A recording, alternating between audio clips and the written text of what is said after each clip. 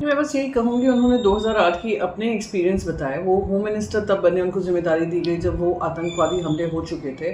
उन्होंने ये भी कहा कि 2008 की तुलना आप 2025 से नहीं कर सकते हैं, क्योंकि देश की डिफेंस प्रिपेयर्डनेस बढ़ी है। देश का जो पूरा स्ट्रैटेजी है वो बदली 2011 के टेररिस्ट अटैक के बाद। और हमें ये नहीं भूलना चाहिए कि जो आतंकवादी गढ़ थे, जो हमने इफ़ेक्टिवली लीगल प्रोसीजर के थ्रू दुनिया को के सामने पाकिस्तान को बेनकाब किया, और दुनिया भर को ये मानना पड़ा कि हाँ, अगर आतंकवादी पनपते हैं तो पाकिस्तान की धरती पे बनते हैं। तहावुर राणा से लेकर डेविड हेडली सब वहाँ पे ट्रेनिंग पाए थे।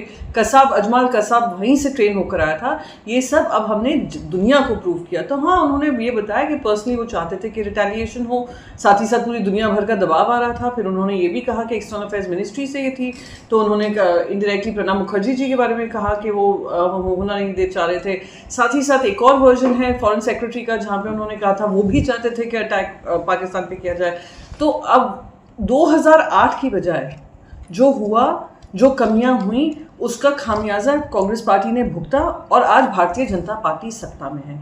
भारतीय जनता पार्टी किन मुद्दों पे सत्ता पे आई? यही सत्ता में आई ये कहकर कि आतंकवाद को ख़त्म करेंगे और ज़ीरो टॉलरेंस टू टेररिज्म होगा। कोई अब उनसे पूछे कि ये जो आतंकवादी हमला हुआ ऑपरेशन सिंदूर के तहत, और हमने उनको मुंहतोड़ जवाब ऑपरेशन सिंदूर के तहत दिया, उसके बाद हम उनके साथ क्रिकेट मैच खेल रहे हैं, हम लोग उनके साथ बाकी कहते हैं टॉक विद टेररिज्म नहीं होता है, पर एससीओ मीटिंग्स ये सब में हम बगल में उनके खड़े पाए जाते हैं। तो हमारी क्या रणनीति है, ये उनको बताने की जरूरत है।